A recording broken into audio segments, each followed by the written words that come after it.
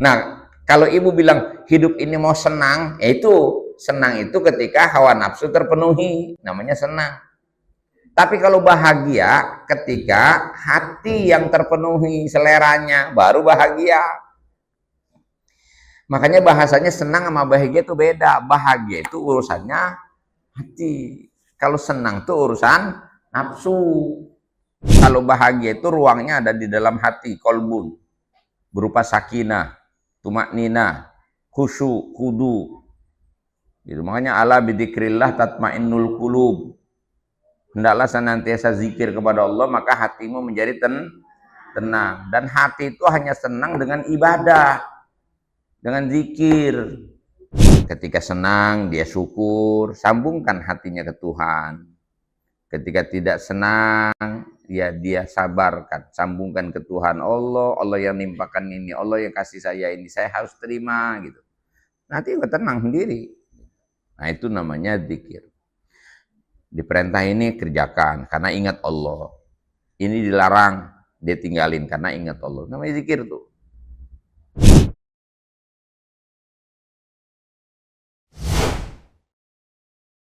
Makanya saya bilang ilmu saja belum tentu orang bisa benar. Nanti baliknya ke sini, ke dalam kolbunnya itu. Makanya ada 3 unsur, namanya latoif. Latoif itu kalau bahasa keren misalnya software. Ya.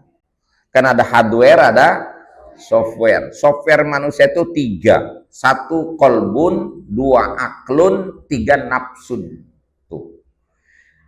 Ini penjabarannya oleh Syekh Waliullah Dahlawi dalam kitabnya Hujjatullah Al-Balighah itu lengkap sekali. Jadi kalau hati itu, hati manusia kolbun, itu yang yataqallab, yang suka berubah-ubah. Kemudian aklun, ini kecerdasan, kemampuan manusia untuk berpikir. Nah, kemudian nafsun.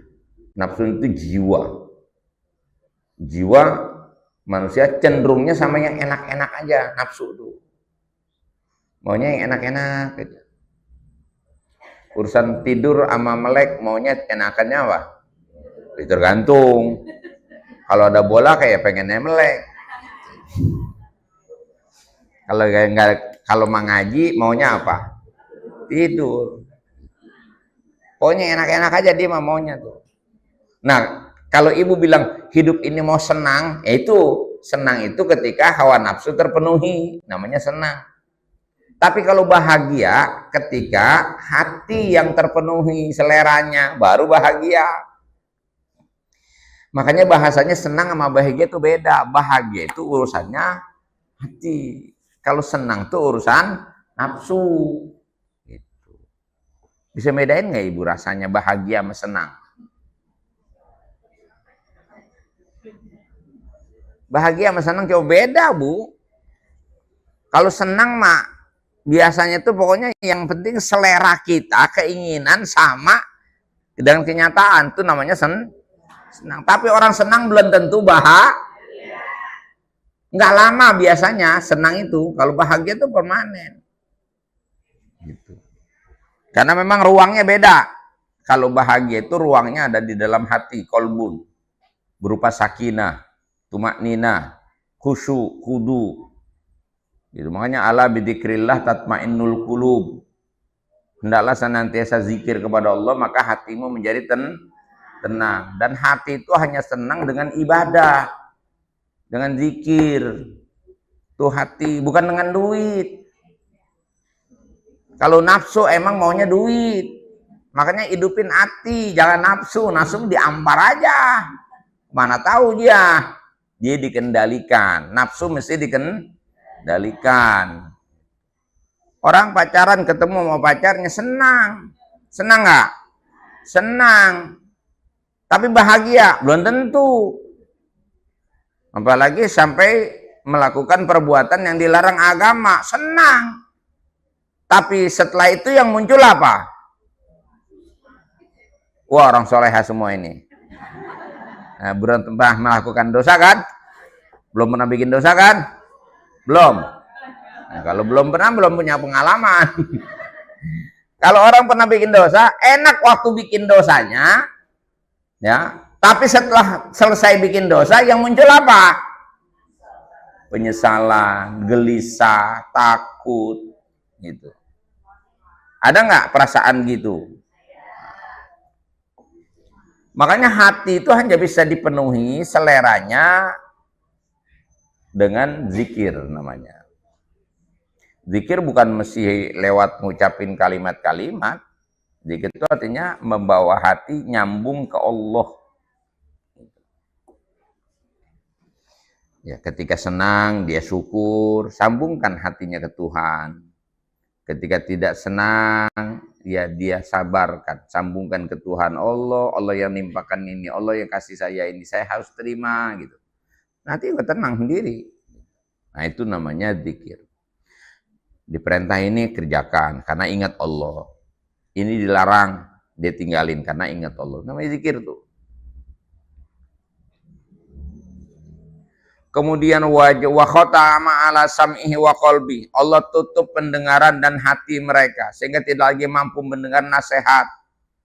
Tidak lagi mampu mengambil i'tibar. Fala yaqbalul mawa'id. Karena Allah tutup pendengarannya mereka, mereka tidak bisa menerima nasihat. Wa khatama ala sam'ihi wa qalbi. La yatafakkaru fin nazar. Fin nudur panazar ini ya. Artinya mereka tidak lagi mampu berpikir karena hatinya sudah ditutup. Wajala ala basarihi gisawah, dan Allah jadikan tutupan di matanya sehingga tidak mampu melihat. Bukan matanya buram nggak bisa ngelihat, bukan. Memang tidak mampu lagi membedakan mana yang benar, mana yang salah. Kan orang tahu kalau korupsi itu salah. Tapi karena nafsunya pengen kaya, maka nggak mampu lagi mana membedain bener maupun salah. Udah mah dia bener semua. Yang penting mah nggak ketahuan, kan gitu. Biar ketahuan aja nangis, tangkep, nyogok dah, supaya selamat. Udah dosa bertumpuk-tumpuk udah. Lah udah begitu kejadian, yang lain yang lihat yang belakangan kan harusnya gua ogah kayak dia kan gitu ya. Lah yang gantiin besok begitu lagi. Kan berarti nggak mampu ngelihat kenyataan, nggak mampu ngambil pelajaran bahwa yang nyolong bakal ditangkep. Kalau ditangkep malu, karir hancur. Kata dia, ngelihat orang udah begitu, gua begitu. Begitu dia punya posisi yang sama, dia lakukan juga. Itu namanya waja'ala ala basarihi gishawa. Maka famayahdihi min ba'dillah, siapa yang bisa menolongnya selain Allah? Artinya man yahdihi min ba'dillah, tidak ada aila ahada. Tidak ada seorang pun yang bisa menunjukkan dia ke jalan yang benar. Tidak ada seorang pun yang bisa menunjukkan manusia ke jalan yang benar. Kalau Allah mau ya Allah yang bisa. Nggak ada selain Allah yang bisa menunjukkan.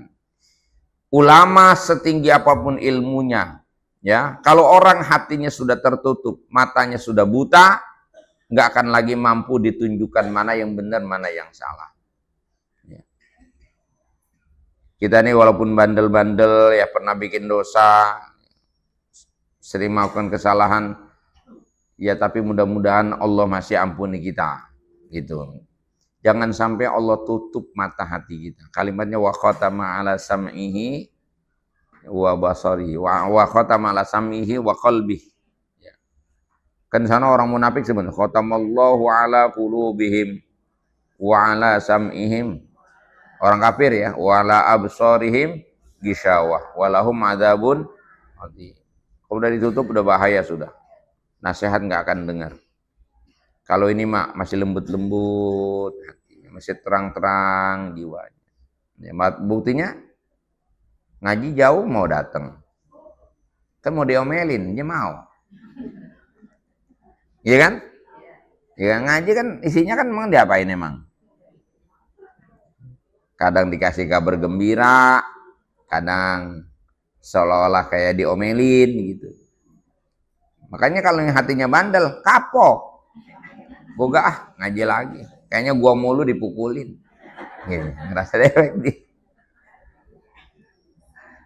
Tapi kalau kita pengen bener, ya sudah kita terima. Obat sepahit apapun insya Allah menyembuhkan. Justru yang enak-enak itu biasanya yang membawa penyakit. Obat rata-rata pahit, Bu. Penyakit biasanya sesuatu yang menyenangkan. Maka hidup jangan cari senang, cari bahagia. Ya, hidup jangan cari senang, tapi cari bahagia.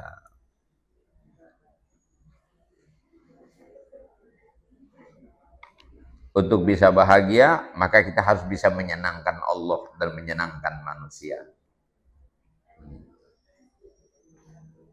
Afala tadzakkarun? Tidakkah mereka mau berpikir? Yang udah-udah pada begitu. Udah jam 3. Wa qalu ma hiya illa hayatuna dunya namutu wa nahya wa ma yuhlikuna illa ad-dahr wa ma lahum bidzalika min ilmin innahum illa yadhunnu. Kenapa saya harus ya, ada yang saya mau ceritakan agak panjang di sini karena ini sekarang sedang lagi rame banget dikampanyekan di medsos. Ya, terutama di TikTok itu. Ini kaitan dengan orang yang sedang menghidupkan dakwah kekafiran. Kan dahsyat banget hari ini. Dakwah LGBT ya sedang rame. Dakwah anti Tuhan sekarang lagi rame juga. Dakwah ngerusak hubungan sesama muslim dengan membenturkan pendapat, bukan mengkompromikan tapi membentur-benturkan pendapat, mengaku paling benar yang lain semua dianggap salah. Itu kan udah rame. Ya, dari dulu sebenarnya, mas sekarang gara-gara medsos makin terbuka. Orang berani terang-terangan. Orang sekarang berani mengaku tidak bertuhan, berani Bu sekarang. Terang-terangan ngomong. Ya, ada tuh di salah, ya apa, bukan salah satu, salah dua apa salah tiga ada gitu. Yang menyatakan dirinya sebagai orang agnostik. Agnostik itu artinya menolak Tuhan. Ya, nanti ujungnya ateis, ya tidak mengakui Tuhan. Itu sudah dibahas, bukan baru sekarang, dari dulu udah ada. Jadi kalau yang bilang ini adalah sebuah gerakan tren, keren gitu, tren yang keren, nah dari dulu udah ada nih ayatnya tuh, ya. Saya kasih bocorannya buat minggu depan. Wa qalu, mereka bilang apa? Ma hiya illa hayatuna dunya. Hidup ini nggak ada lagi, cuma kehidupan sekarang doang. Nggak ada tuh namanya akhirat, nggak ada namanya surga dan neraka tuh, nggak ada katanya. Hidupnya sekarang. Makanya mau senang sekarang. Ya. Kasihan tuh orang Islam katanya, capek-capek nggak bisa menikmati konser musik karena itu haram katanya. Nggak bisa mabok karena takut haram. Padahal itu enak-enak katanya. Nah, ntar habis mati mau kemana? Habis nggak ada lagi, hidup udah. Itu udah terang-terangan ngomongnya Bu sekarang.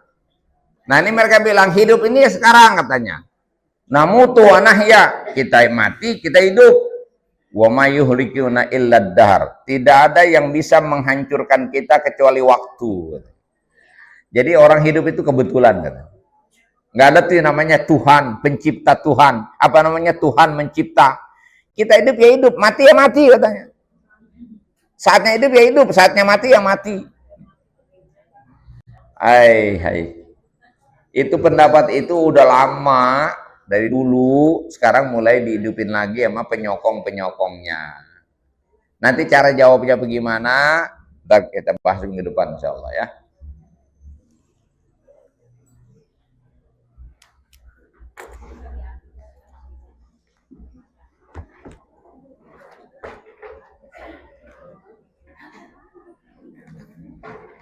Dah, kitab kita yang satu lagi saya kayaknya udah mau putuskan ini, saya udah pesenin. Nama kitabnya di ini aja, matiin dulu. Nah,